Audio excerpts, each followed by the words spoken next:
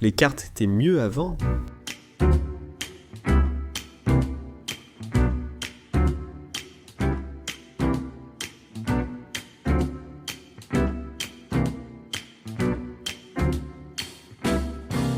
Aujourd'hui, tu vas sur Google Maps et ça ressemble à ça. Même si tu achètes une carte imprimée, disons, de National Geographic, elles ont quand même un peu meilleure allure. Mais c'est toujours du terrain, des routes, toujours de l'information, et très rarement de l'esthétique. Alors, qu'est-ce qui s'est passé ? Ma première hypothèse, c'est qu'avec le temps, la fonction a pris le pas sur la beauté. L'essentiel, c'est que ça fonctionne, et que ce soit le moins cher possible, et c'est tout. Je veux dire, on le voit un peu partout. Les cabines téléphoniques de Kotongo ne sont plus originales. Les poteaux de rue ne sont plus que des barres. Les logos sont devenus plats. Et les meubles sophistiqués ont laissé place au modèle IKEA standard. Il y a une tendance générale au minimalisme d'entreprise, si on veut. Est-ce que c'est ce qui est arrivé à Maps 2 ? Peut-être qu'on devrait regarder de plus près.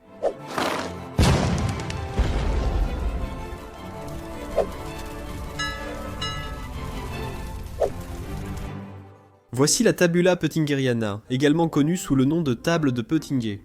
C'est un itinéraire illustré, essentiellement une ancienne carte routière montrant l'agencement du Cursus Publicus, le réseau routier de l'Empire romain. Il s'agit en fait d'une copie médiévale du XIIe siècle. Je pense que l'original a été perdu, et il remontait à une période comprise entre 27 avant Jésus-Christ et 14 après Jésus-Christ pendant le règne d'Auguste, le premier empereur et fondateur de l'Empire romain. La carte se compose d'un immense rouleau mesurant 675 mètres de long et 0,35 mètres de haut.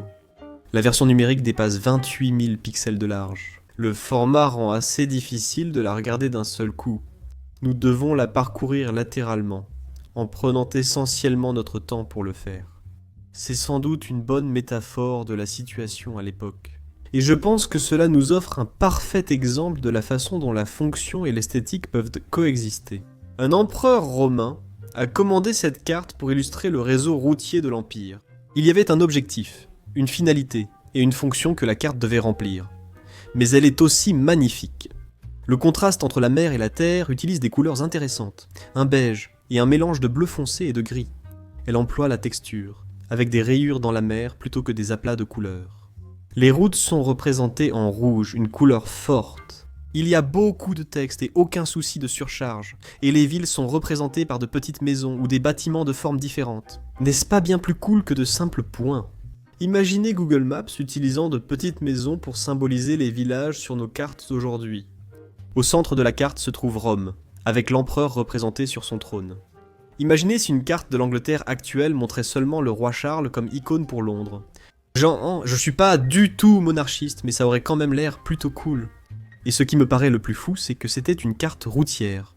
Comparez-la aux cartes routières d'aujourd'hui, ou à l'application système de positionnement global sur votre téléphone. Elles sont peut-être encore plus encombrées, privilégiant inutilement des projections satellites du pays au lieu de versions artistiques, qui faciliteraient pourtant la navigation pour certains.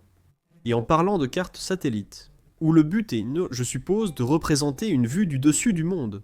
On peut aussi regarder ce type de cartes à l'époque, et voir à quel point elles étaient différentes. Si l'on regarde quelque chose comme la Tabula Ogeriana, commandée par le roi normand Roger II en 1138, et achevée par le géographe arabe Muhammad al-Idrisi, dont le but était de représenter le monde connu, dans son ensemble, c'est un excellent exemple. Elle est dessinée avec le nord en bas, et le sud en haut, suivant les conventions cartographiques islamiques de l'époque, plutôt que les conventions européennes. Je pense que cela a à voir avec la Mecque qui se trouve en haut de la carte, comme c'est le cas ici avec la péninsule arabique. Même sur une carte comme celle-ci, censée offrir ce que nous nommerions aujourd'hui une vue satellite du monde. Il y a un élément d'unicité, si ce n'est autre chose, dans l'orientation de la carte. Mais il y a aussi un motif incroyable le long de l'océan, l'eau en bleu, les lacs sont verts, pour différencier l'eau douce de l'eau salée. Les rivières sont représentées comme des tiges de plantes, avec leurs fleurs respectives servant de source à chaque cours d'eau. Il y a un niveau d'art et de créativité qui n'enlève rien au rôle de précision d'une carte. Bien sûr, tout l'aspect des proportions est erroné, avec la forme de l'Inde et de la Chine pratiquement inexistante, et plusieurs îles méditerranéennes beaucoup trop grandes. Mais c'est ce qu'ils savaient, à l'époque, et je pense que parfois ils savaient que les îles Cosette étaient plus petites, mais elles étaient dessinées plus grandes pour que le lecteur les remarque en raison de leur importance particulière. Je pense, pour être juste, qu'elle utilise aussi des points pour les villes, mais ceux-ci sont stylisés avec une petite croix à l'intérieur. Ce ne sont pas juste des points basiques, tu vois, et là je parle seulement des cartes continentales ou des cartes du monde. Si on zoome un peu et qu'on regarde par exemple les représentations des villes, le niveau de détail est encore plus élevé.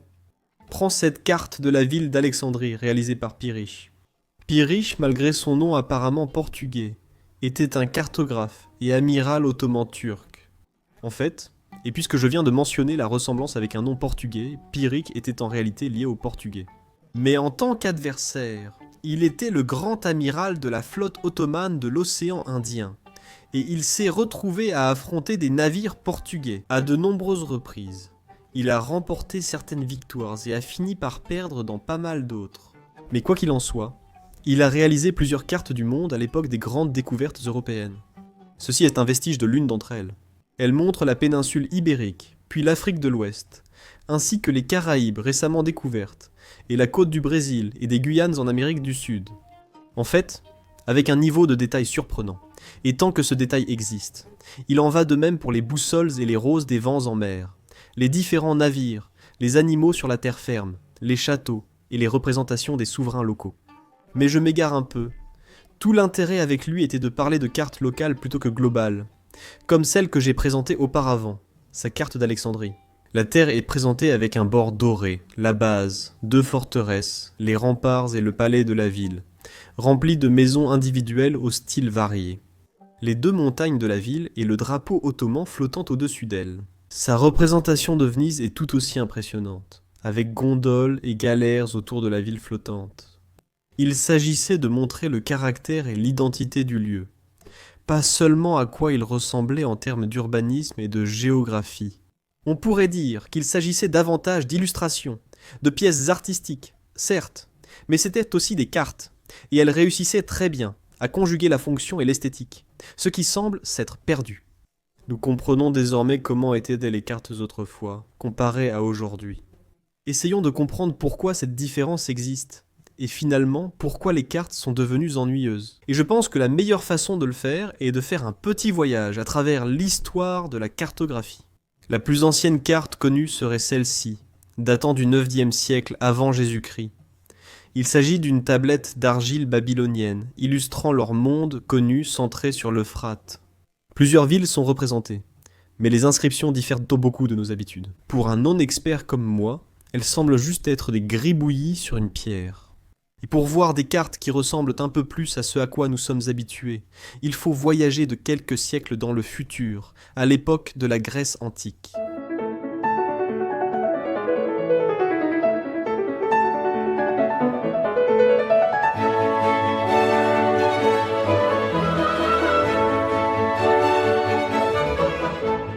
Anaximandre était un érudit grec qui a vécu au 6e siècle avant Jésus-Christ. Et il est possible qu'il ait créé une carte qui ressemblait à ceci, représentant le monde comme un cercle divisé en 3, l'Europe, l'Asie et l'Afrique, ici appelée Libye. C'est assez intéressant car à peu près à la même époque, les Chinois, dans leur ancien livre « Classique des montagnes et des mers », représentaient leur monde connu de manière similaire. Avançons jusqu'en 150 après Jésus-Christ. Et Ptolémée a créé cette carte du monde, incroyablement précise dans sa forme pour l'époque. Elle nous montre toute l'Europe, à l'exception de la Scandinavie pour une raison quelconque, une bonne partie de l'Afrique, et elle s'étend jusqu'à l'Inde et la Chine. Elle décrit ces 2 régions avec un niveau de détail impressionnant sur les rivières, villes et îles. Et cela contredit peut-être toute ma réflexion. Parce que c'est assez simple, il n'y a pas vraiment d'éléments artistiques, ce qui me fait penser que je me trompe peut-être. Seules certaines cartes avaient un aspect cool, tandis que d'autres ressemblaient déjà à celles que nous avons aujourd'hui. L'aspect cool qu'on leur prête vient peut-être de leur ancienneté, le fait qu'elles étaient représentées sur du papyrus, dessiné à l'encre, plutôt que sur un écran avec des pixels. Je ne suis pas prêt à abandonner ma position. Continuons à regarder quelques cartes au fil du temps, les gars. Les rois et l'église commandaient des représentations de leur royaume. Plus de 1000 cartes médiévales sont conservées jusqu'à aujourd'hui. Certaines ne sont que des schémas, comme la carte du monde de Saint-Isidore de 1472, similaire à celle que nous avons vue d'Anaximandre. D'autres sont complexes et impressionnantes, comme la Tabula Ogeriana déjà vue plus tôt. Certaines, comme celle-ci de la dynastie Song du Sud en Chine en 1220, illustrent leur territoire avec de superbes dessins de montagnes et de vagues. C'est à l'époque médiévale que nous voyons apparaître de telles cartes. Europa Regina par Münster, 1570. Illustration de l'Europe en roi ou reine. Je ne suis pas sûr. Le Portugal et l'Espagne forment la tête et la couronne, les Pyrénées le col, l'Italie un bras tenant la Sicile comme un globe, et le Danemark l'autre bras. Ce genre d'illustration me fait penser que j'ai peut-être raison de croire que les vieilles cartes n'étaient pas que des illustrations. C'est un exemple clair où l'esthétique était le seul objectif, alors que d'autres visaient à équilibrer fonction et beauté.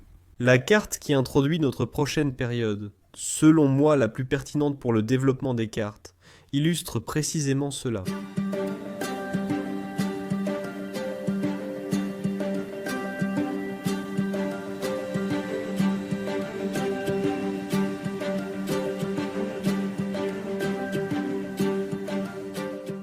C'était l'époque des grandes découvertes, du XVe au XVIIe siècle, lorsque les Européens exploraient un nouveau monde. Les inventions d'outils de navigation et de nouvelles techniques ont permis une plus grande précision dans les nouvelles cartes. En 1492, Martin Behaim, un cartographe allemand et conseiller du roi Jean II du Portugal, a créé le plus ancien globe terrestre connu. Ici, nous voyons une représentation de ces panneaux. Il n'inclut toujours pas les Amériques, et bien que son objectif soit la précision et une vision globale du monde connu. Certains éléments esthétiques seraient inutiles ici. Cela nous montre que la beauté était aussi une priorité si vous voulez. De petits drapeaux et des boucliers indiquent qui contrôle chaque territoire. Des navires sont représentés en mer avec des créatures médicales à leur côté. Des animaux apparaissent que sur la terre, tandis que les dirigeants locaux sont assis sur des trônes ou dans des tentes. Des tours de châteaux et des bâtiments sont dessinés. La mer Rouge, seulement nommée ainsi, apparaît en rouge sur la carte. Je veux dire, si ce n'est pas un choix artistique, alors qu'est-ce que c'est ? 15 ans plus tard ? La carte Universalis Cosmographia de Martin Wals-et-Müller est plus simple, mais elle inclut tout de même certains de ces éléments. Des drapeaux, des animaux, des personnes. Même en 1569, lorsque Gérard Mercator a publié sa projection du monde sur une carte, qui est celle que nous utilisons principalement encore aujourd'hui, y compris sur Google Maps. Sa carte représente des créatures marines, des navires, des personnages, des châteaux, et sa carte est le plus grand exemple de l'importance de la fonction.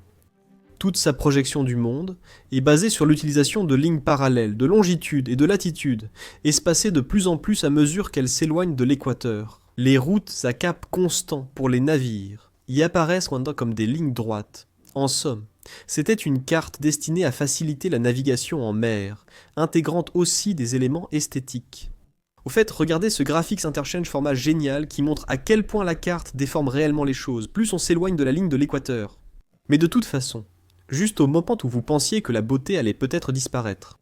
Je veux dire, certaines de ces cartes semblent effectivement se concentrer davantage sur la précision et la navigation, et les figures perdent en importance. L'art revient parce que c'était la Renaissance, mon pote.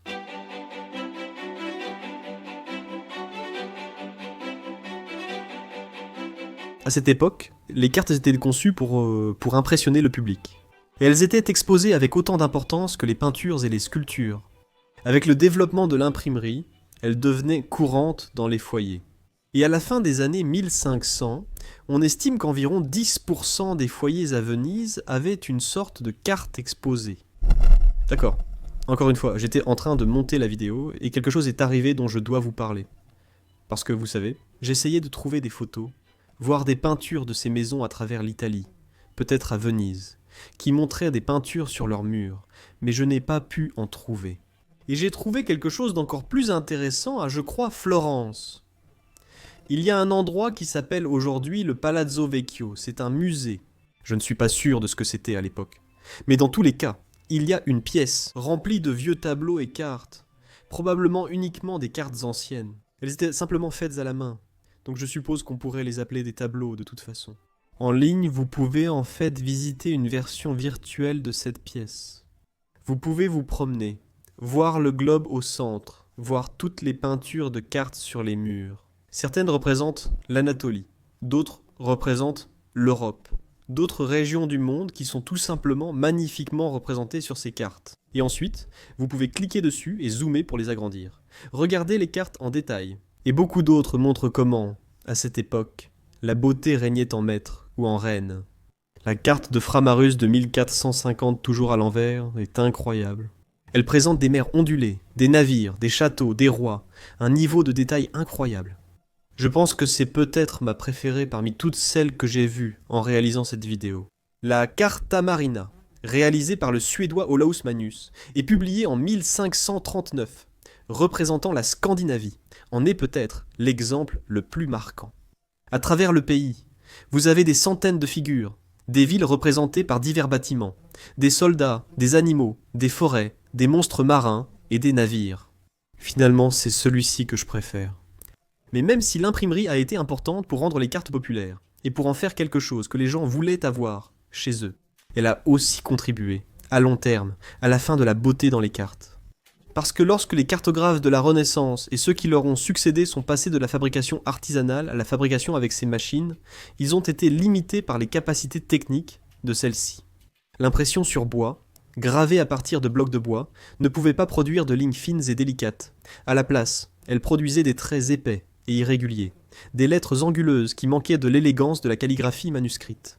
La gravure en taille douce, qui consistait à graver sur des plaques de cuivre, permettait alors plus de précision, mais c'était un procédé laborieux, coûteux, et les plaques s'usaient rapidement, ce qui les rendait chères à remplacer. Cela décourageait aussi les décorations complexes, car ces cartes devaient être souvent reproduites. Les graveurs simplifiaient les motifs pour limiter les erreurs et prolonger la durée de vie des blocs d'impression. La couleur et les éléments décoratifs des cartes manuscrites ne pouvaient pas être imprimés et devaient être ajoutés à la main, rendant dorures et ombrages optionnels et coûteux.